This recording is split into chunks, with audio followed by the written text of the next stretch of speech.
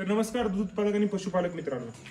शेतीमध्ये फक्त दूध उत्पादन करून जर तुम्ही उत्पन्न काढत असाल तर काही अडचण नाही. पण तुम्हाला सुद्धा माहिती आहे की दुधाचे दर काय आहेत आणि दूध तयार करण्यासाठी तुम्हाला खर्च खुराकीचा, चाऱ्याचा, देखभालीचा, लेबरचा किती करावा लागतो. याच्यामध्ये तुम्ही अजून उत्पन्न काढू शकता का? मी खूप विचार केला याच्यावर आणि त्याच्यानंतर मला एक सोल्युशन भेटलं. सोल्युशन असं आहे की तुम्ही जे दूध उत्पादन करतायत ते ठीक आहे, बट जे शेण पडतंय ते तुम्ही डिरेक्टली उकंड्यावर टाकताय, थप्पी लावताय, 5,000 ते 7,000 रुपये पर ट्रेलर ट्रॅक्टरचं या रेटने तुम्ही विकताय. तसं विकण्याऐवजी त्याच्यामधून अजून रेव्हेन्यू जनरेट करता येऊ शकतो का? तर पॉसिबल आहे, काही इश्यू नाही आहे.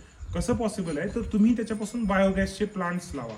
तुम्ही त्याच्यापासून एकदम स्वस्त किमतीचे बिना कन्स्ट्रक्शन करता प्लास्टिकमध्ये बनवलेले फुगे टाका सरळ सरळ.